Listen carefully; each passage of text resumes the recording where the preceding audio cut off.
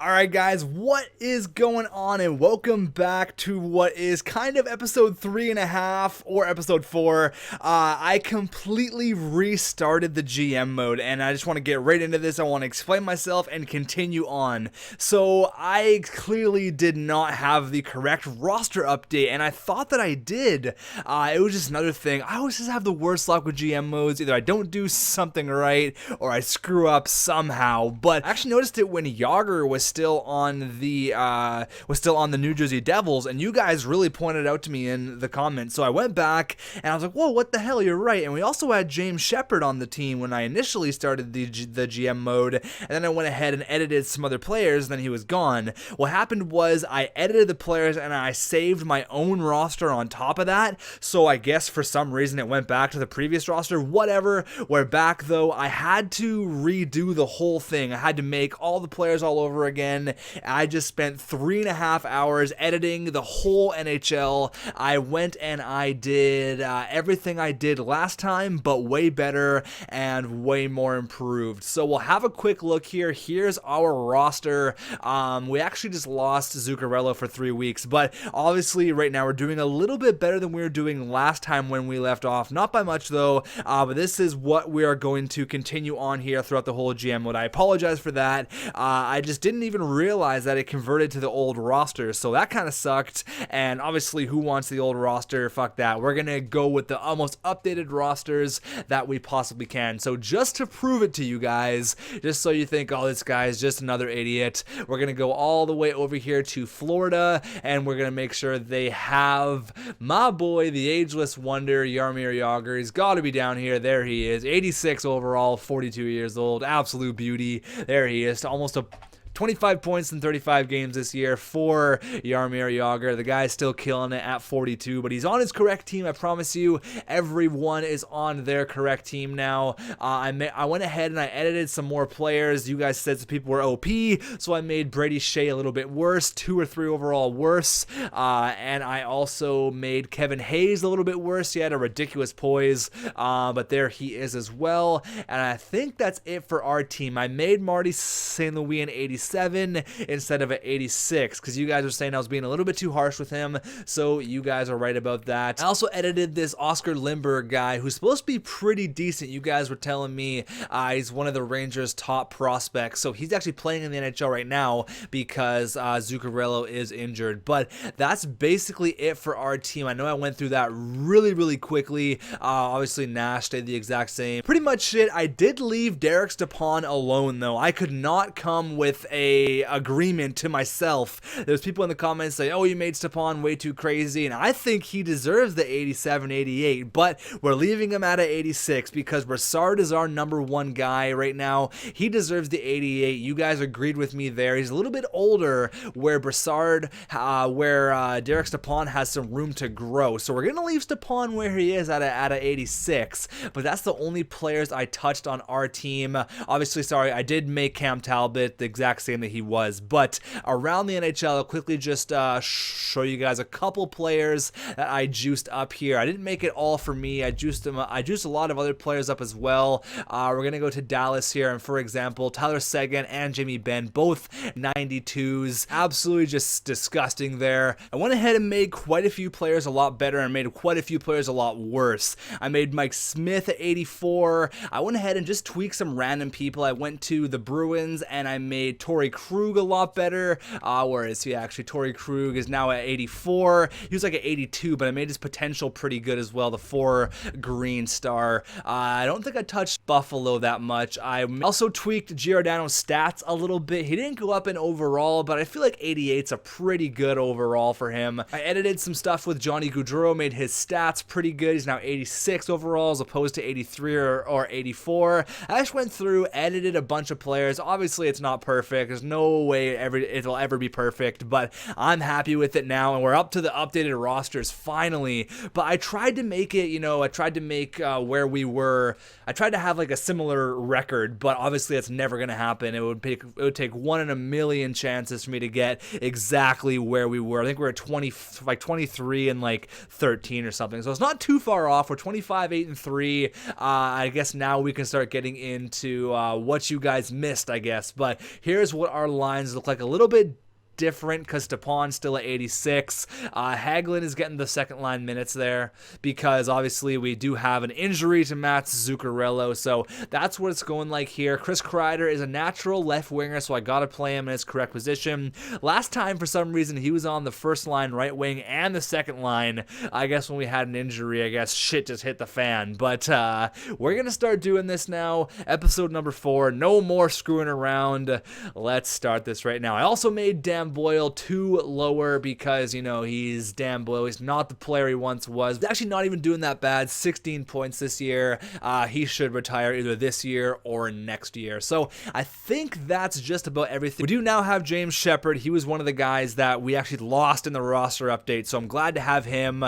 Lindbergh's here. We actually just lost Mats Zuccarello. So let's just continue it here, kind of pretend like nothing happened, although everything's a little bit different now. But I did update some prospects. I added some prospects. I added Noah Hannafin all over again, Jack Eichel, all of those guys, and I added a couple extra players there just for some fun. It's not like I didn't add myself or anything like that because that's a bit ridiculous. But I did add a couple sneaker players for next couple of years here. But you guys probably want to check out the stats. So in the last episode, I asked you guys about the lines, but it kind of doesn't matter anymore because we updated absolutely everything. So I kind of wish that I would have noticed that, but I mean, I just assumed that we were on the regular roster update. But points-wise, going to be Derek Stepan. This guy doesn't need an upgrade. 27 points, 36 games. I think the thing with this team is there's going to be a lot of like 50, 60, maybe a couple 70-point guys. I don't think there's going to be any 100-point, 90-point guys because the scoring is actually pretty spread out.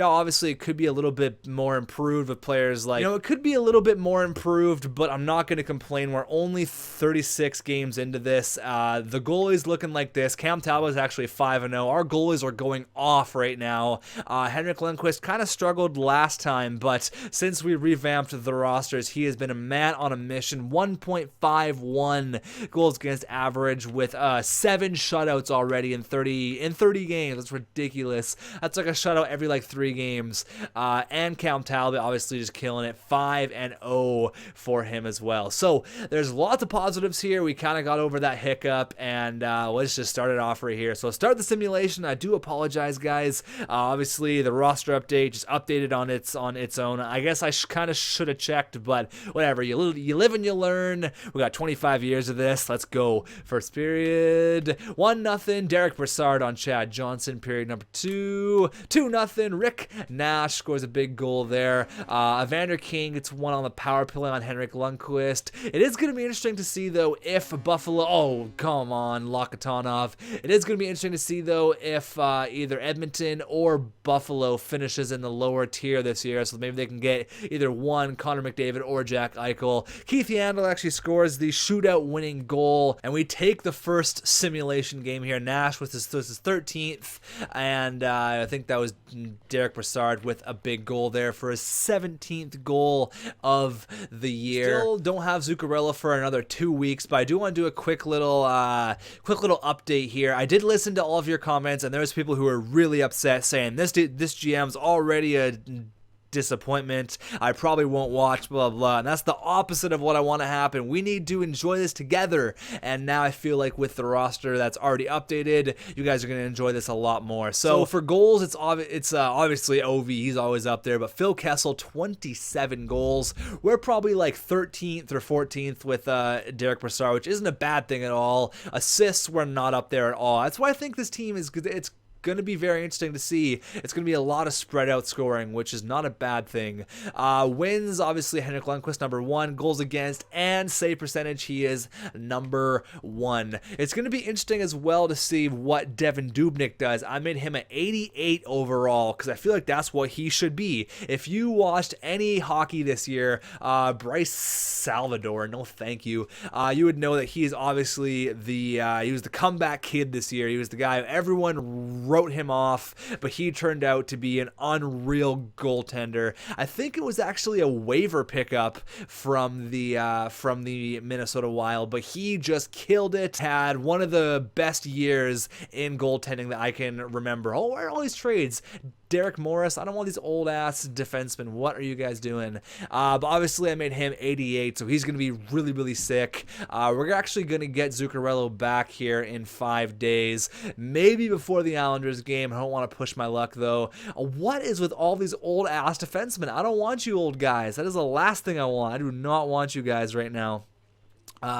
This episode might be a little bit shorter though. We're probably going to get this month done and this month done only because I want to keep you guys up to speed. I don't want to get too much simulation done. We've actually lost 4 games in a row here. What's going on? I'm going to simulate one more game because we might get Matt Zuccarello back. Hopefully we do. Oh, come on. We're not going to get him back. Let's get a huge victory here. End the losing streak against the Bruins. I don't want your old ass defenseman. And we lose 4-1. Come on.